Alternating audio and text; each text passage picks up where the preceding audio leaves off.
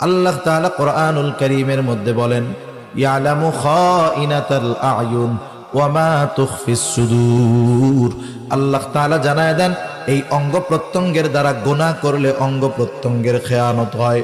কেউ যখন হাত দিয়ে গুনাহ করে হাতের খেয়ানত হয়, পা দিয়ে গুনাহ করলে পায়ের খেয়ানত হয়, চোখ দিয়ে গুনাহ করলে চোখের খেয়ানত হয়, জবান দিয়ে গুনাহ করলে জবানের খেয়ানত হয়।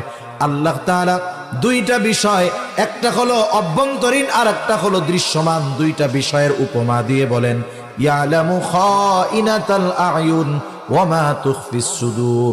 আল্লাহ তাআলা বলেন, তিনি জানেন তোমরা চোখের কি খেয়ানত করো আর অন্তরের কি খেয়ানত করো, তথা অন্তরে কি লুকায় রাখো।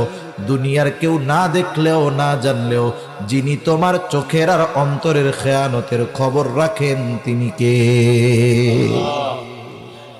এই কয়েকটা বিষয় যদি সামনে রেখে আমরা আগাতে পারি, যে আমি হয়তো রাতের বেলা একা মোবাইলের মধ্যে সিনেমা দেখতেছি, নাটক দেখতেছি, দুনিয়ার কেউ দেখতেছে না, দেখেন কে? এই যে দেখার দ্বারা কিসের খেয়ানত হইল জোরে কন?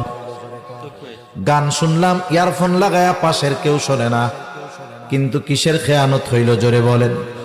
অন্তর দিয়ে খারাপ চিন্তা করলাম, দুনিয়ার কেউ এই চিন্তার খবর জানে না, কিন্তু জানে কে? এই রকম প্রত্যেকটা চিন্তা মানুষের জীবন পরিবর্তন করতে পারে, নাইলে পিটিয়ে মানুষের চারিত্রিক পরিবর্তন সম্ভব নয়।